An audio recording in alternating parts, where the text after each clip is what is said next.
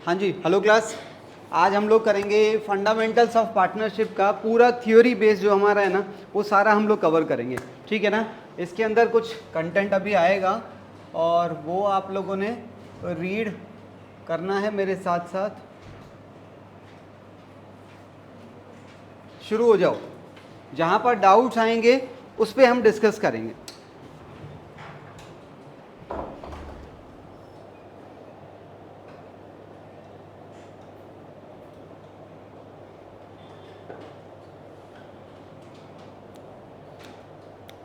Visibility है colours की? कोई फ़र्क ही नहीं पड़ता है ना।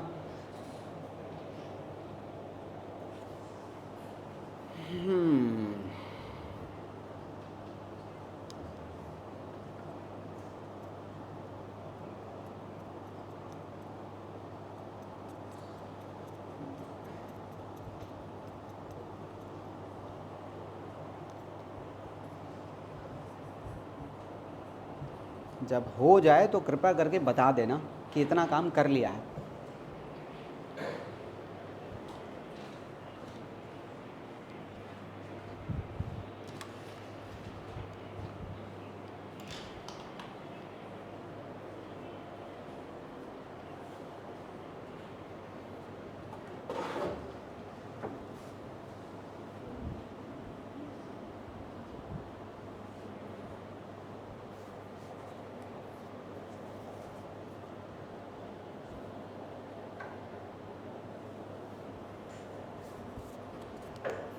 आयुष, पढ़ भी लिया तुमने?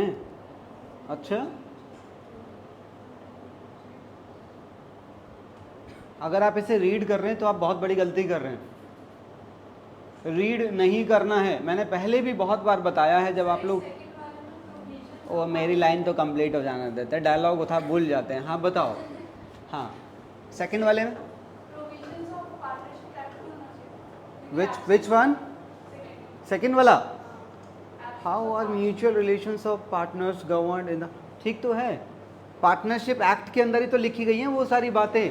Rules applicable in the absence of partnership deed. सही तो है। सेक्शन वेक्शन पे बहुत ज़्यादा ध्यान देने की ज़रूरत नहीं है। हाँ, तो मैं ये कह रहा था, अब मैं बोल लूँ। मैं ये कह रहा था थियरी आप लोगों को रीड नहीं करनी है। आप लोग पूरा प्रैक्टिकल पढ़ के आए हैं अभी, है कि नहीं? तो उस प्रैक्टिकल से कनेक्ट करने की कोशिश करो यार, गधे। कहाँ तक रीड हो गया?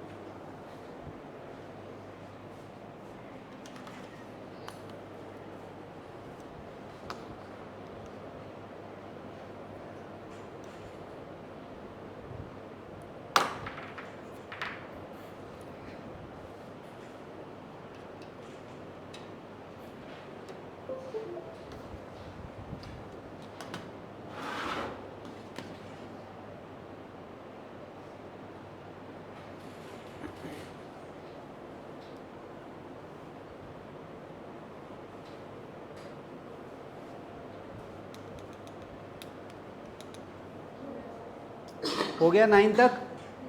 आगे चलते हैं।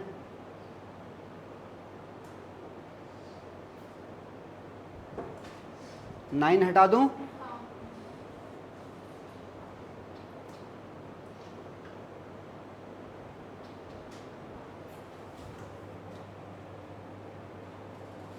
करिए। एक मिनट, अभी तो लगा तो रखा था, तब तो बोले नहीं नालायक। वो प्लांट नहीं है, प्लानट होगा यार। तुम भी समझ सकते हो इतना। कह रहा आपने प्लांट लिखा है तो तुम प्लांट ही क्यों पढ़ा? सर, और डिसेबल्ड का कुछ मतलब नहीं होता। हाँ, डिसेबल्ड। हाँ वो डिसेबल्ड होगा। टाइपिंग एरर है। शर्म नहीं आती है तुम लोगों को बिल्कुल भी?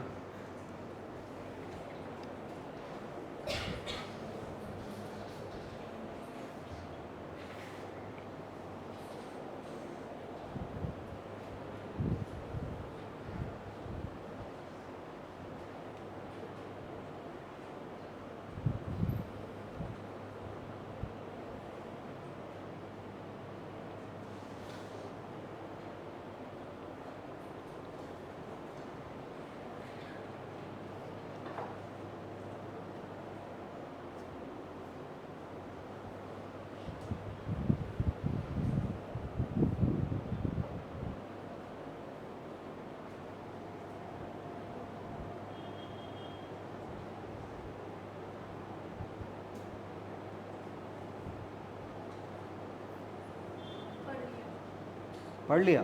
अच्छा,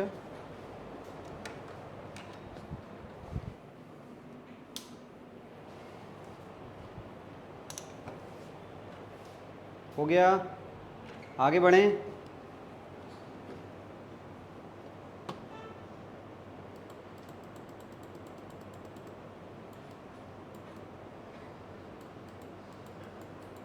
थर्टीन को चाहो तो छोड़ सकते हो, कोई ऐसा खास इम्पोर्टेंट नहीं है। छोड़ दो, 13 छोड़ दो, आगे आ जाओ, 14 पे आ जाओ।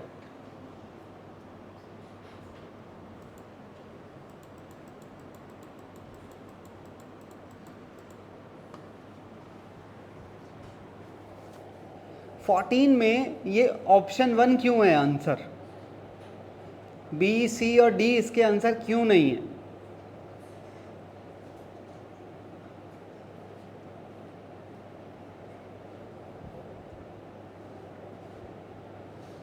क्वेश्चन समझ आ रहा है? आंसर समझेंगे, पहले क्वेश्चन तो समझ लो। Which of the following acts are outside the implied authority of a partner? अब भाई पहली बात तो ये इम्प्लाइड अथॉरिटी क्या होती है?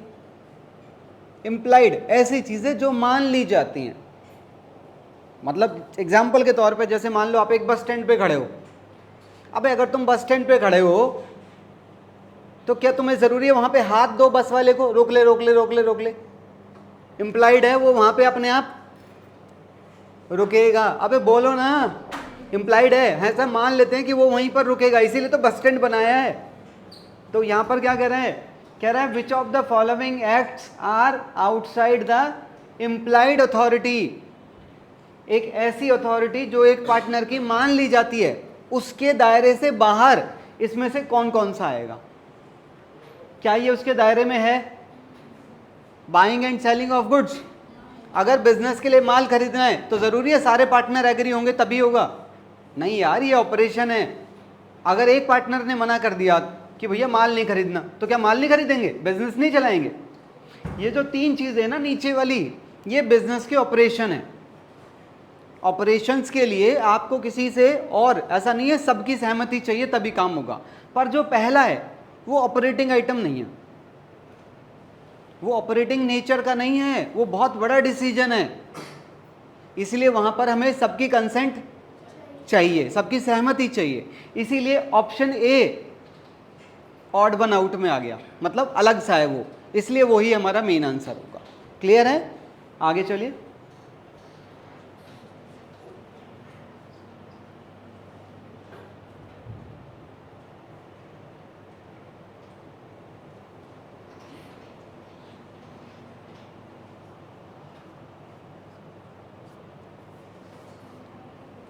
दोनों, इनको भी दोनों को पहचानने की कोशिश करना। क्या लिखा हुआ है? एक में लिखा हुआ है कि एग्रीमेंट होना जरूरी है, और एक में लिखा है रिटर्न होना जरूरी है। दोनों में फर्क है। ठीक है, 18 पढ़ो। 18 क्या कह रहा है?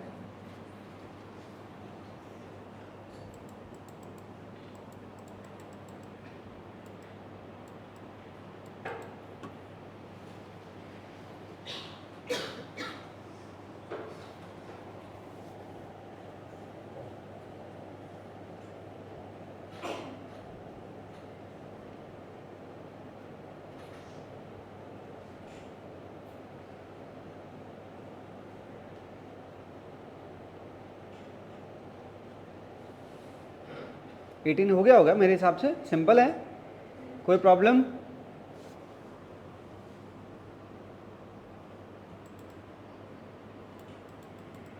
नाइनटीन में मैंने कुछ एग्जाम्पल लिखे हैं पार्टनरशिप डीड के, पर ये जो मैंने लिखे हैं ये पार्टनरशिप डीड के अलावा, इनके अलावा और भी चीज़ें पार्टनरशिप डीड के अंदर मौजूद हो सकती हैं। ठीक है ना?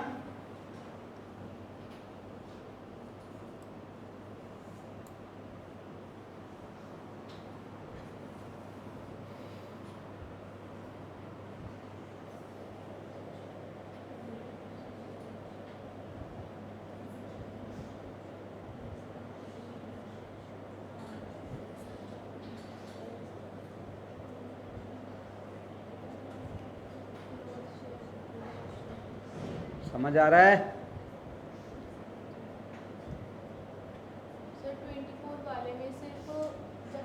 मैं पढ़ तो लूँ देवी।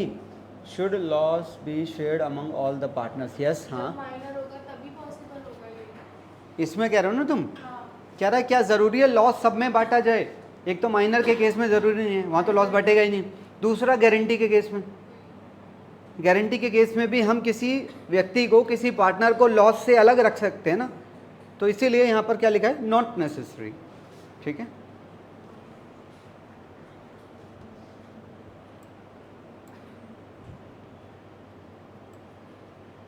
चौबीस तक हो गया।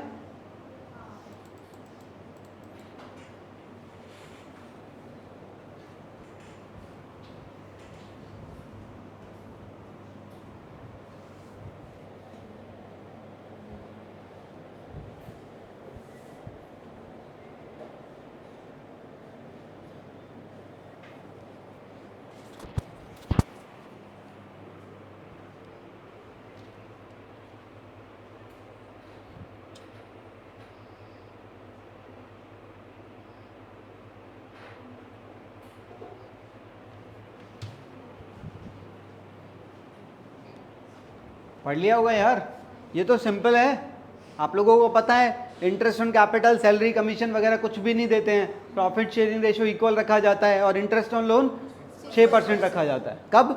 जब पार्टनरशिप डीड या तो ना हो, या ओरल हो, या कुछ चीज़ें उसकी मिसिंग हो, उस केस में।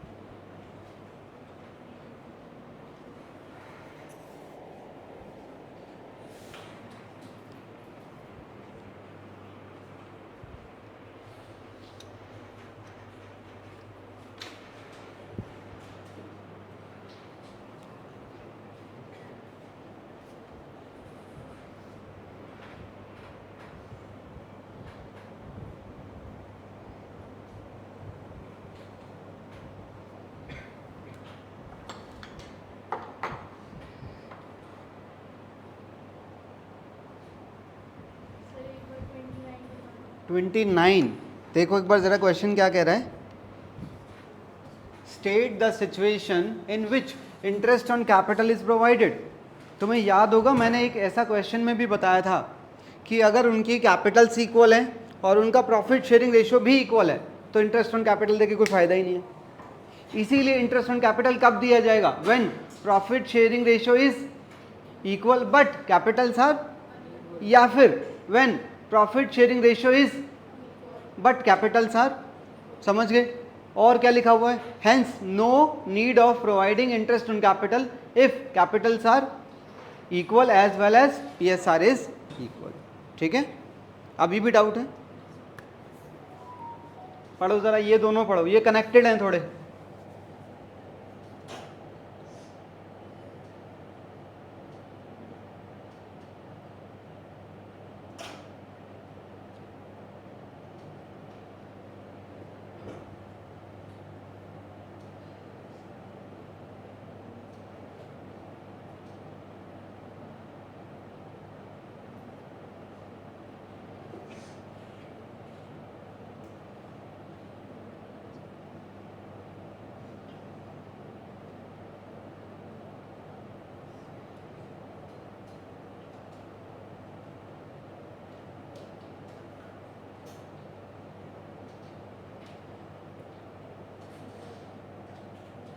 कंफ्यूजन हो सकती है आपको, मैं बता रहा हूं इन दोनों के अंदर। रीड नहीं करना है, समझ आना चाहिए आपको। Partnership for a fix period, जिसके अंदर टाइम पीरियड फिक्स होता है कि हम ये बिजनेस 8 साल के लिए चलाएंगे, 10 साल के लिए चलाएंगे, और जैसे ही वो टाइम पीरियड होता है या तो उस बिजनेस को डिसॉल्व करो या फिर उसे थर्ड टाइप में कन्वर्ट करना पड़ेगा, वो उसमें कन्वर्ट हो जाएगी फिर। और एक होता है पर्टिकुलर पार्टनरशिप, जो कि एक किसी पर्पस के लिए बनाई जाती है, और जैसे ही पर्पस पूरा हो जाता है या तो उसे डिसॉल्व करो यानी कि बंद करो, या फिर उसे कन्वर्ट कर देंगे एट विल में। अब ये एट विल क्या होती है? ऐसी वाली जो इन दोनों में नहीं आती है।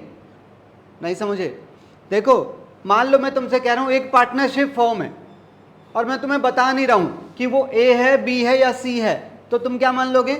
वो सी वाली मान ली जाएगी अपने आप। तो ए और बी कब मानी जाएंगी? जब क्लियरली बता रखा हो कि वो एक पर्टिकुलर टाइम पीरियड के लिए है या किसी पर्पस के लिए है। समझ आइए? यही बात इसमें नीचे लिखी हुई है, पढ़ो।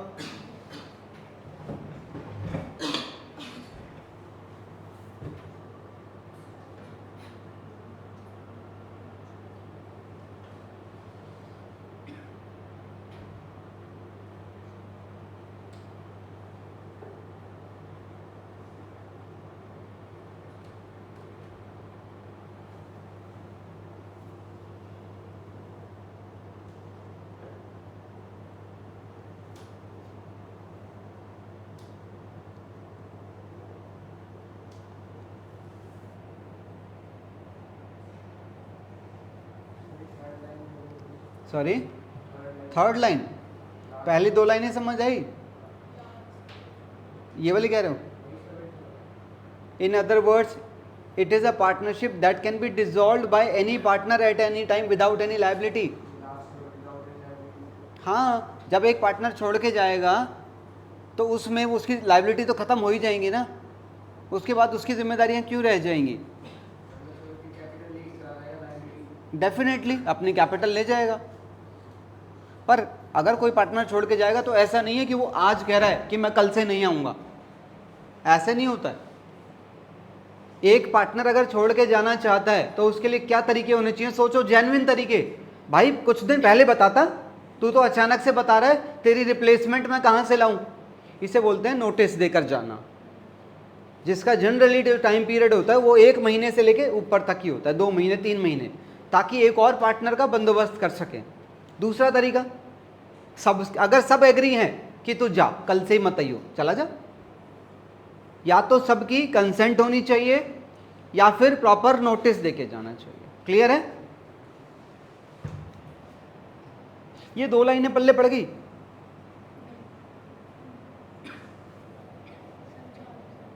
नहीं समझ आया? मैंने अभी बताया था, अगर एक पार्टनरशिप के बारे में कुछ नहीं कहा जा रहा है कि वो किस टाइप की है, तो मैं क्या मानता हूं? मैं ये वाली मान लेता हूं। इन दोनों को कब माना जाएगा? जब इसके सबूत प्रेजेंट किए गए हैं तो ही बोला जाएगा कि पार्टनरशिप ये वाली है। और अगर कोई सबूत प्रेजेंट नहीं किया जा रहा है तो थर्ड वाली मान ली जाएगी। यही लिखा हुआ है, अब पढ़ो।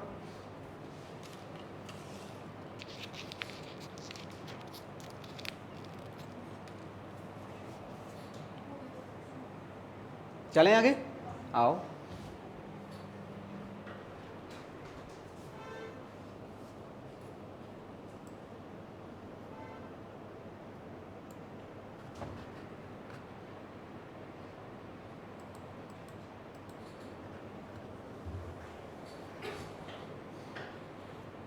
किसी को बोरिंग लग रहा है क्या? बताओ, उसको खड़ा कर देंगे, फिर इंटरेस्टिंग लगने लगेगा।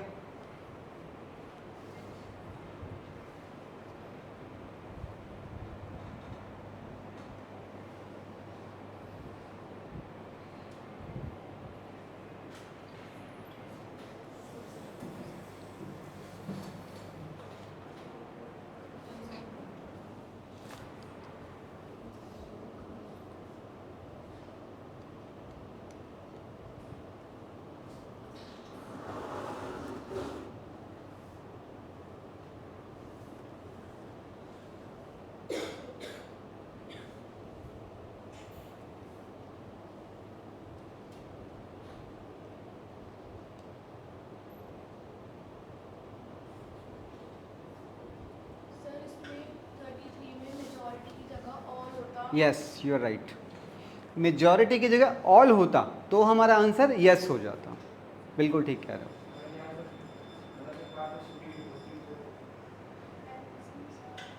हाँ, तो अगर पार्टनरशिप डीड है और उसमें लिखा हुआ है कि नया पार्टनर कैसे एडमिट होगा, तो फिर उसी हिसाब से होगा। उस केस में तो कन्फ्यूजन है ही नहीं ना।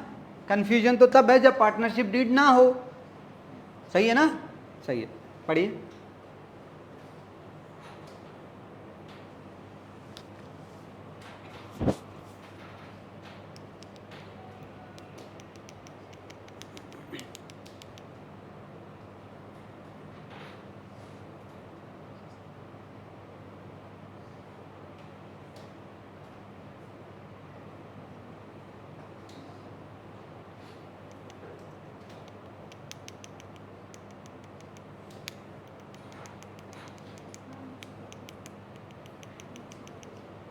चले नीचे।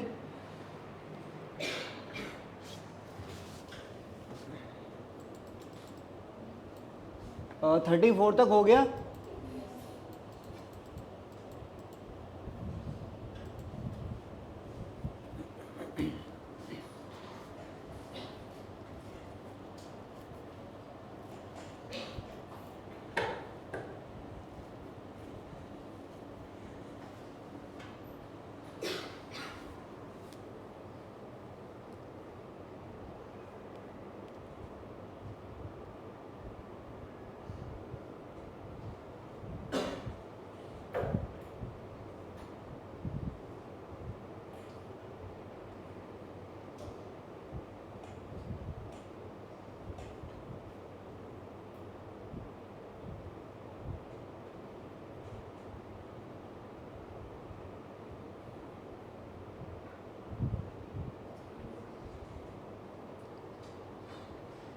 डिफरेंस पढ़ लिया, कोई कंफ्यूजन नहीं।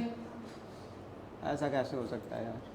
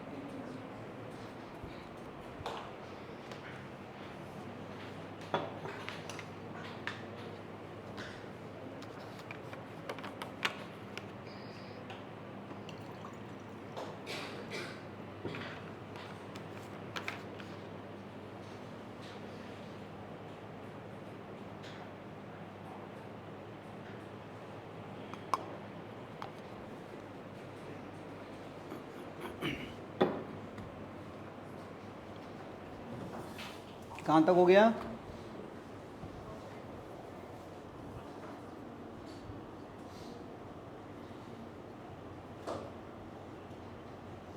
कहाँ तक हो गया? क्या एनर्जी है भाई, ज़बरदस्त। बंद कर दें, 9 नहीं पढ़ना तो क्लोज कर देते हैं। 39 तक पढ़ लिया तो पहले बोल देते।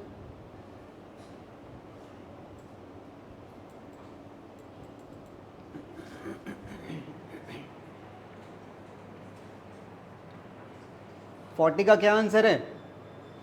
Partners fix capital account always shows a credit balance. Y?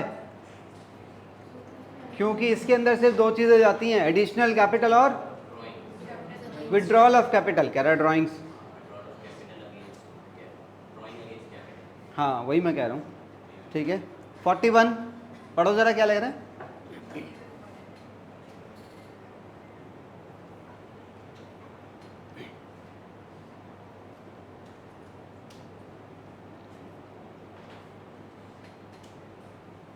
आगे समझ। 41 42 what is the status of partnership firm from accounting point of view?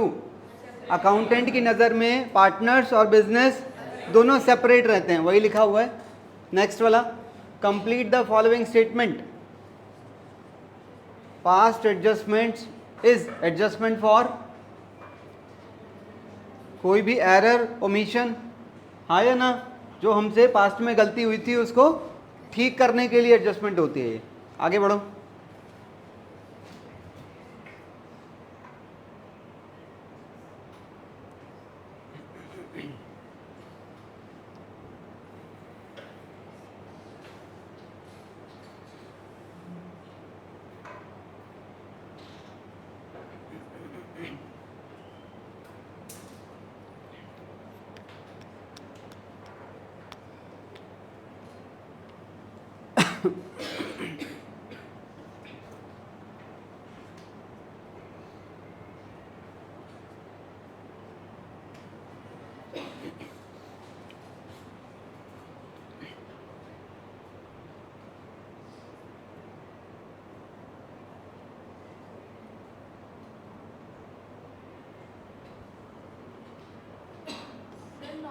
Partner को प्रॉफिट नहीं मिलता?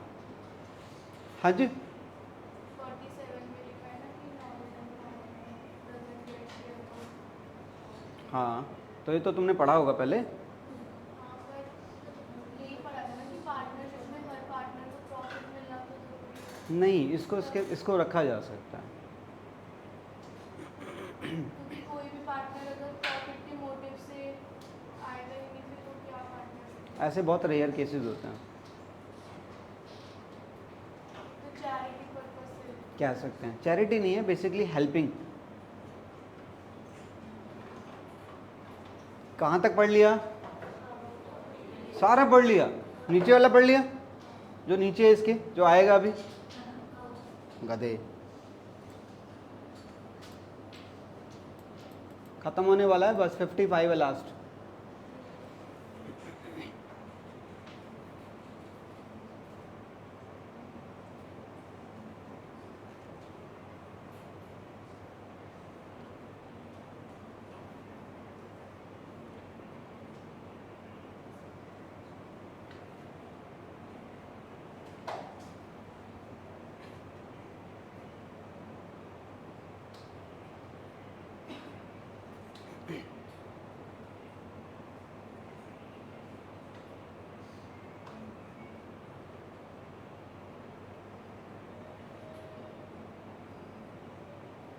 फिफ्टी और 51 याद है, मैंने बताए थे कि वो फर्म की प्रॉपर्टी यूज़ करके अगर फ़ायदा कमा रहा है तो वो फ़ायदा फर्म को देना पड़ेगा। लॉस उठा रहा है तो लॉस खुद बियर करेगा।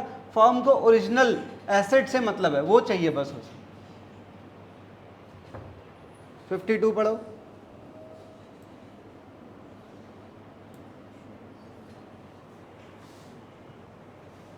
60 लास्ट है। अरे ये तो नीचे खाली वो भी होती है ना, वो भी काउंट कर लेता है, इस पे मत जाओ, ये तो ऐसे सुबह तक खत्म होगा। 60 लास्ट है। अरे नहीं यार, तुम पता नहीं है तुम्हें, 60 लास्ट है, मैं बता रहा हूँ। अरे नहीं है, तुम देखो तो सही, वो नंबर डले हुए होंगे, खाली ऐसे लिखा हुआ नहीं होगा।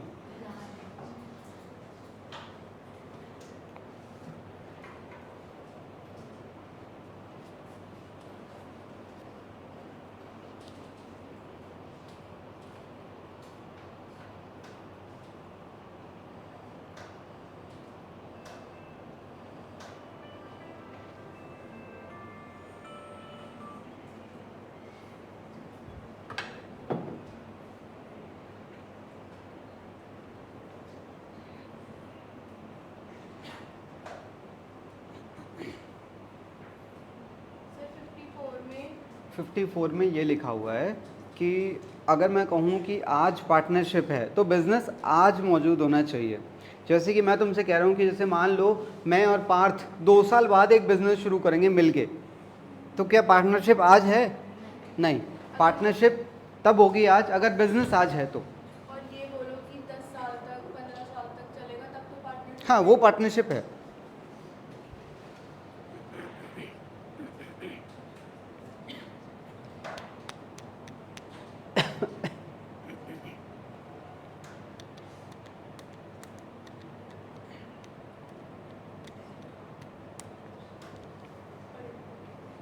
कहाँ तक पढ़ लिया? 55 तक।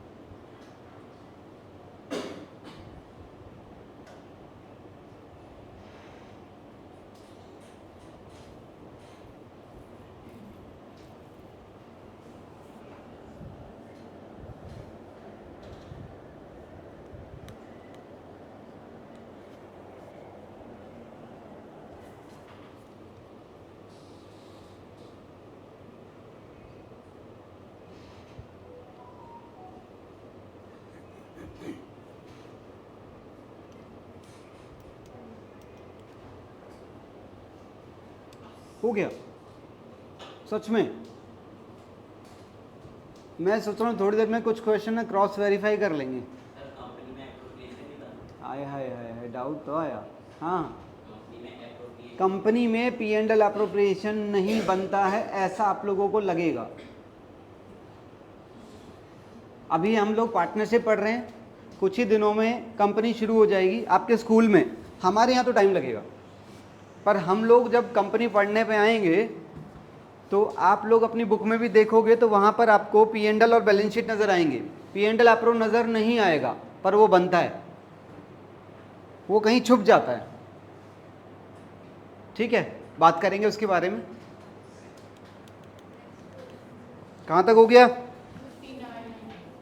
हाँ, होपफुली लास्ट ही हो जाता है ना। Oh sorry, 65 last. अरे ख़त्म होने वाला है भाई, 65 लास्ट है। अच्छा मैं चलो दिखा देता हूँ लास्ट कितना है। ठीक है, नहीं फिर तुम मन नहीं करेगा, पढ़ो। होने वाला है, ख़त्म होने वाला है ड्राइंग्स अगेंस्ट। अरे यार तुम देख लो, पहले देख लो फिर वापस आ जाएंगे। देख लो एक बार।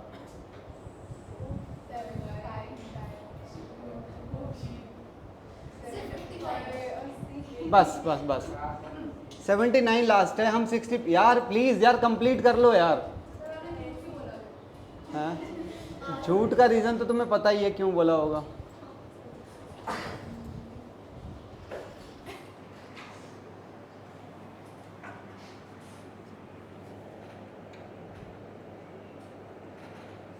किसको बोरियत फील हो रही है मुझे बताओ तो सही। आयुष आप खड़े हो जाओ ज़रा, खड़े हो जाओ, जल्दी बाहर आ जाओ ज़रा। और वहाँ बाहर खड़े होकर रीड करो, और दीवार से नहीं लगना है। तुम तो पहले से दीवार से लगे हुए। हाँ, वहीं खड़े होकर रीड करो।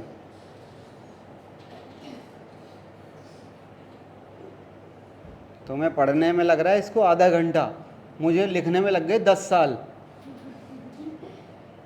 ठीक है,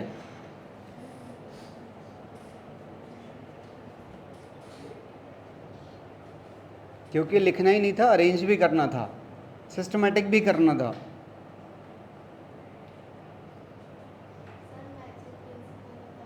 मैचिंग प्रिंसिपल वो होता है जहां हम खर्चों को इनकम के साथ मैच करते हैं। अगर मैंने अपने अकाउंट्स में, फाइनल अकाउंट्स की मैं बात कर रहा हूँ, ट्रेडिंग पी एंड एल वगैरह की, अगर मैंने उसके अंदर एक इनकम को लिखा है क्रेडिट साइड पे, तो डेबिट साइड पे वही खर्चे मुझे नोट करने चाहिए जो उस इनकम से रिलेटेड है। समझ गए? ये होता था मैचिंग कॉन्सेप्ट।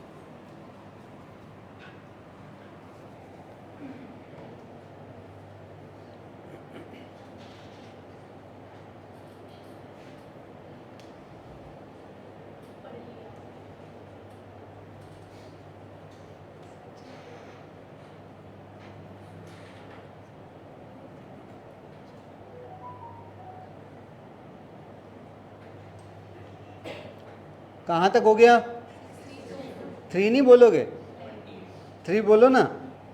मैंने इस बार बीच में अटकाया उसे, मुझे पता था नालायक, लास्ट वाला बोल देते हैं कि हाँ ये वाला हो गया, होता है नहीं।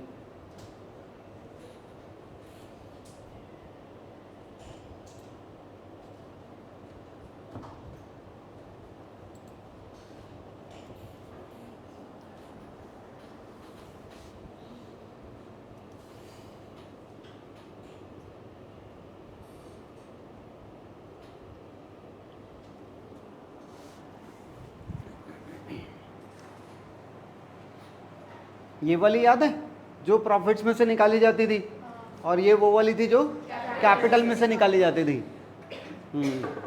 कंपेयर करके देखो ज़रा एक बार।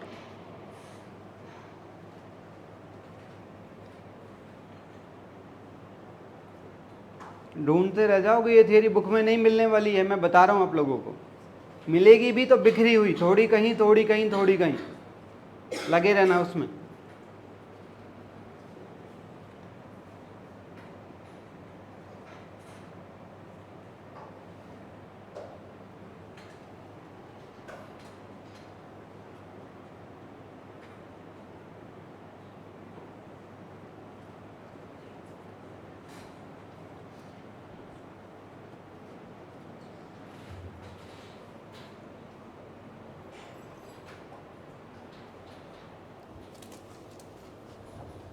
डिफरेंस हो गया?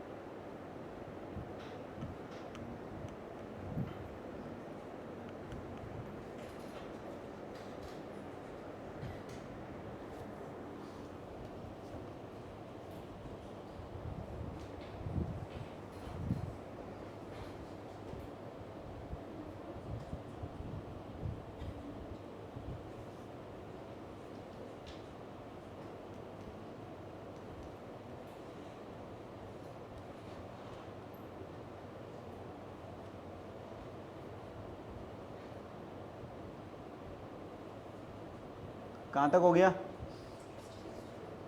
68 में कोई कंफ्यूजन आ रही है? देखो ये क्या कह रहा है कि कह रहा है अगर मान लो x कोई काम कर रहा है तो x कौन है? एजेंट, और y और z क्या होंगे? प्रिंसिपल। और अगर एक काम को कौन कर रहा है? y कर रहा है, तो y एजेंट है और बाकी के दो, समझ गए ना?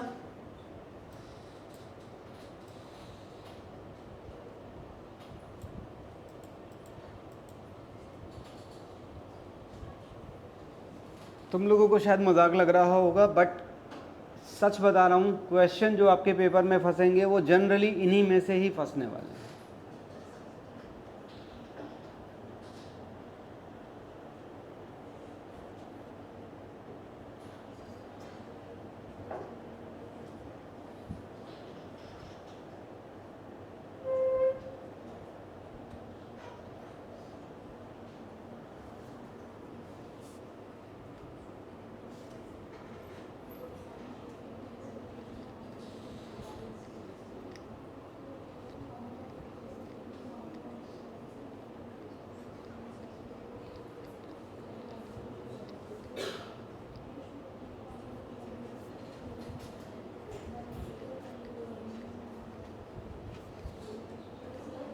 हाँ,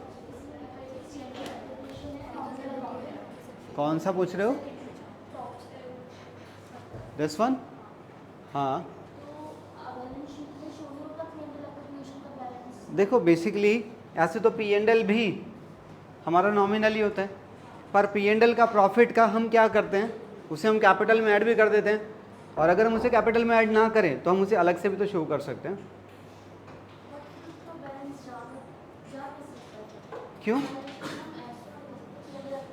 बेसिकली P&L हमें प्रॉफिट ही तो देता है, और प्रॉफिट जाके कैपिटल को बढ़ा देता है, तो या तो उसे ऐड करके दिखाओ या सेपरेटली दिखाओ, वो तुम्हारी चॉइस है। और अगर तुम उसमें ऐड करके दिखा रहे हो मतलब तुम P&L को बंद करके आए हो, और अगर तुम P&L को बंद नहीं करके आए हो मतलब तुम उसे बैलेंस छोड़ के आए हो, तो उसका बैलेंस शीट में दिखाई देगा। नहीं आ रहा? हाँ, that is called undistributed profit. ठीक है, बस दो चार ही बच्चे हैं जो ध्यान से पढ़ रहे हैं, बाकी तो सब हवा है। कहाँ पहुंचे?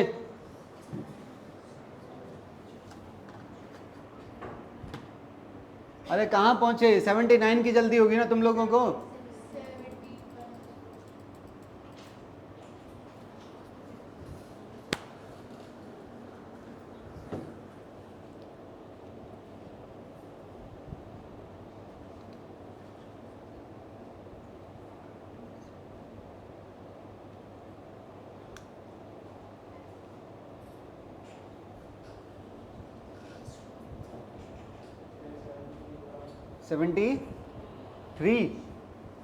Everyone who share profits of a firm will definitely be a partner of the firm। क्या ऐसा होगा?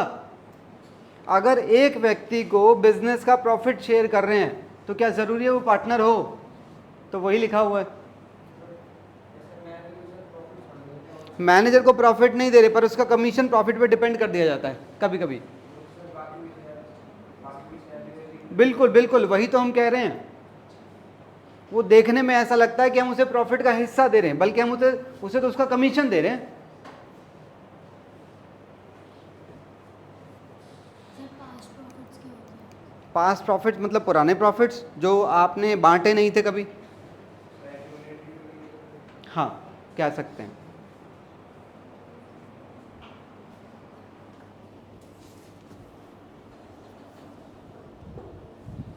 सर इसमें 74 में थर्ड पार्टी लिखा है, तो थर्ड पार्टी भी रजिस्टर्ड होनी चाहिए ना पहले।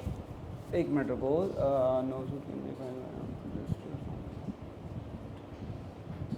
मतलब वो बाहर वालों की बात कर रहे हैं। हाँ वही। कोई दूसरा तो आप पे केस कर सकता है ना, अगर वो रजिस्टर्ड है। Definitely definitely.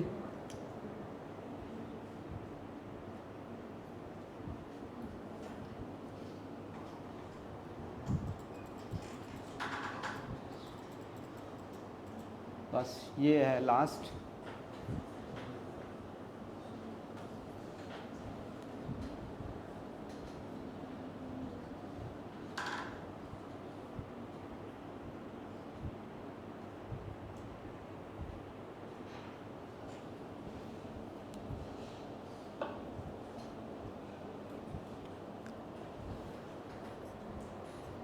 हमने अपना चैप्टर गारंटी पे ख़त्म किया था और लास्ट में गारंटी ही हमारा थ्योरी का भी पार्ट आया है। Any doubts? बोलो। सॉरी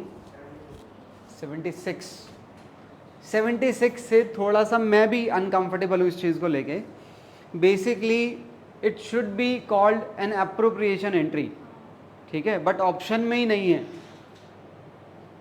ये क्वेश्चन मैंने नहीं डाला, मतलब मैंने लिखा है पर ये मेरा बनाया हुआ नहीं था क्वेश्चन। और बाकी के 3 से मुझे बिल्कुल भी लगा ही नहीं कि बाकी के 3 ऑप्शन है, इसीलिए मेरे को जो बेस्ट ऑप्शन लगा मैंने उसे अपने आंसर में चूज़ किया, एंड एडजस्टिंग एंट्री। ठीक है, पढ़ो पढ़ो, कंप्लीट करो 79 तक।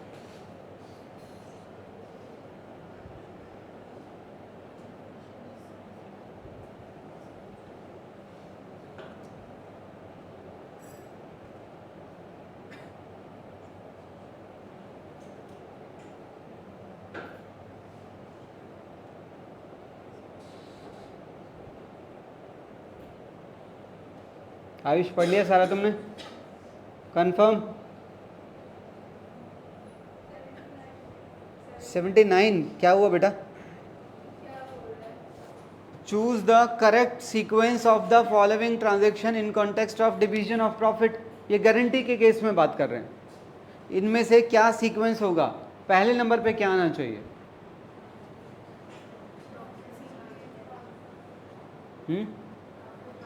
देखो जरा ऑप्शन। हाँ बिल्कुल, सबसे पहले हम P&L के प्रॉफिट को P&L अप्रो में लाएंगे, इसलिए ऑप्शन सी सबसे नंबर पहले आया। उसके बाद guarantee by partner to the firm, मैंने बताया था गारंटी के टॉपिक में, किसी पार्टनर ने बोला कि हमारी फर्म कम से कम कितना प्रॉफिट कमाएगी, और प्रॉफिट हुआ कम, तो पहले हम उससे वो प्रॉफिट लेते हैं, याद है? तो फिर क्या आ गया उसके बाद? सी के बाद बी आ गया, फिर ए और डी में से देखो पहले कौन आएगा? Guarantee by the firm to the, उसके बाद लास्ट वाला आएगा। तो ये है करेक्ट सीक्वेंस इसका। ठीक है, बस थियोरी कंप्लीट हो जाती है यहीं पर। ठीक है,